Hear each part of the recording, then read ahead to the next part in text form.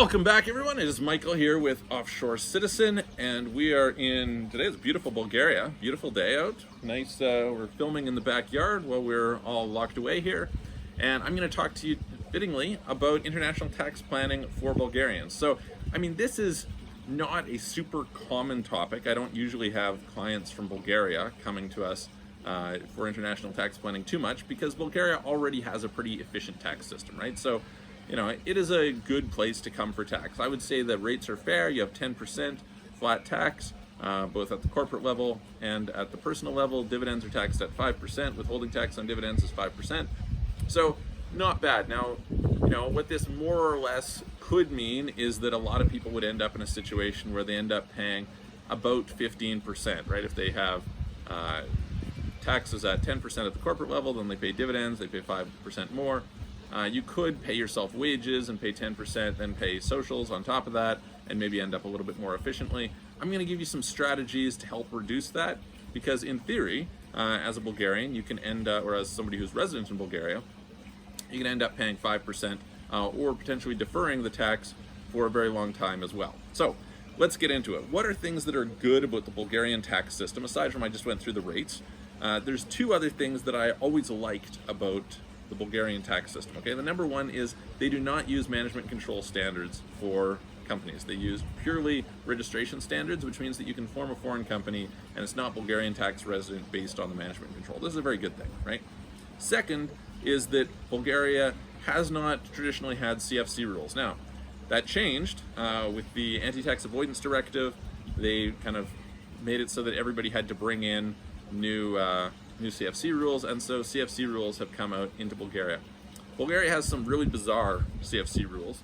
I'm sure probably set up so that the people who are politicians who have a lot of money, probably including the prime minister or president or whatever, you know, can continue their tax avoidance, would be my guess, or certainly if not them, then the friends of them.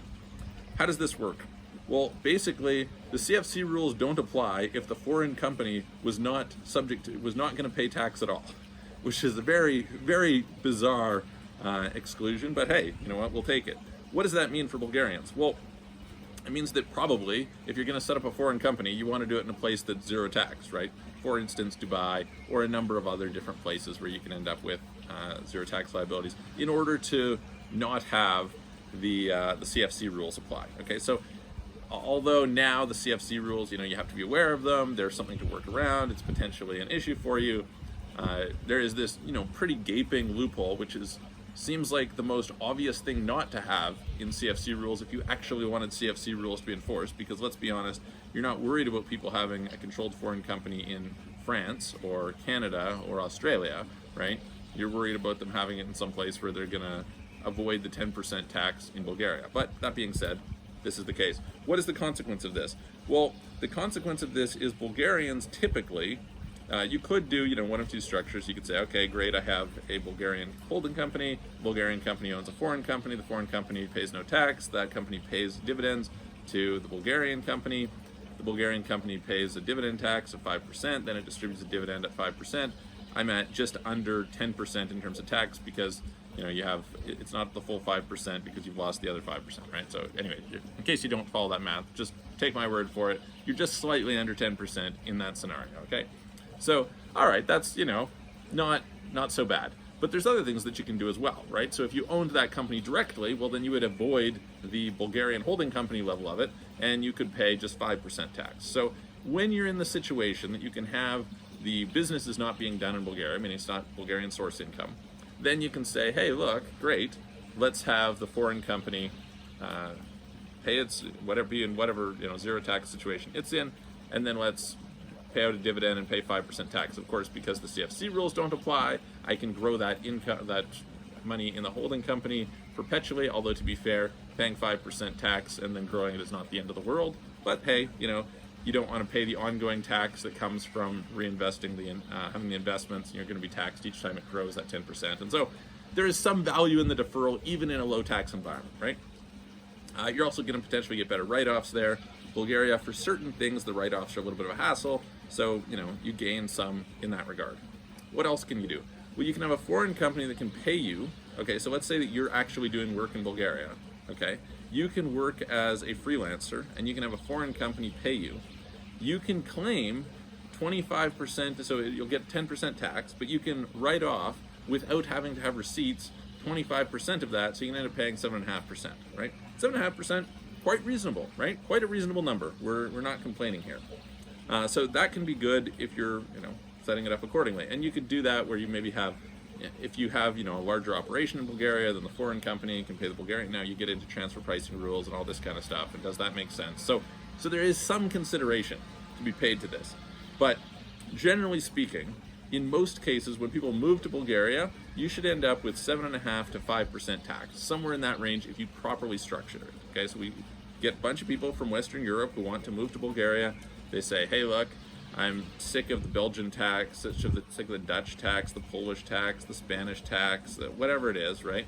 And I'm going to move to Bulgaria because they have a favorable tax regime, and they do.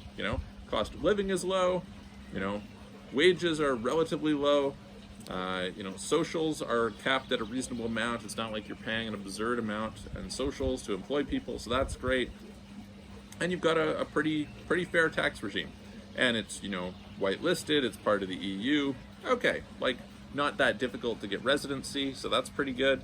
There's a bunch of things here that make this fairly compelling as something to set up. Okay, so that's worth considering. It's not, you could just do that the normal way and it would be perfectly fine. That being said, like I said, if you want to structure it properly, you should structure it so that probably your income comes from being a freelancer. Okay, that's the first thing. Or in a more optimal scenario, if you don't have the Bulgarian source incomes, the Bulgarian source income is the big thing, then you would have a foreign company.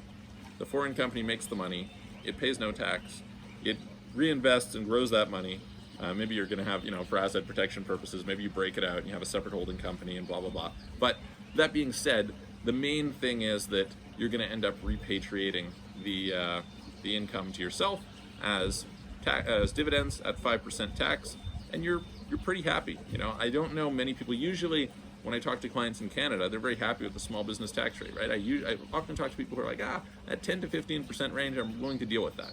When it gets to 30%, 40%, 50%, that's a problem. And so, pick it as you will, but keep it in mind as one interesting opportunity. So, yeah, the Bulgarian rules are pretty easy to deal with. This is not a crazy place to struggle with, proper tax planning, etc.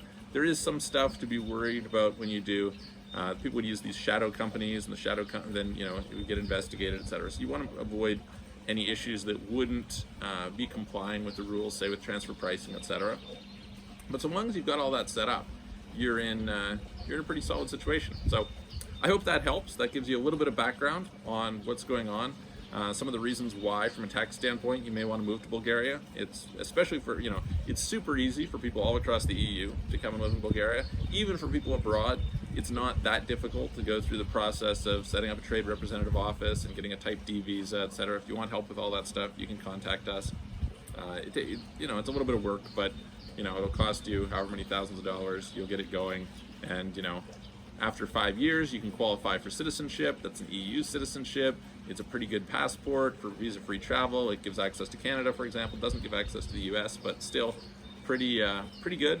So yeah, I hope that helps. And if you have any questions, reach out to us. Please subscribe to the channel, like this video, share it with your friends, let people know that they can get some good information. We're happy to help you. We can schedule a call with you if you want. You can check out our websites, offshorecapitalist.com, offshorecitizen.net, and I will look forward to seeing you guys on the next video.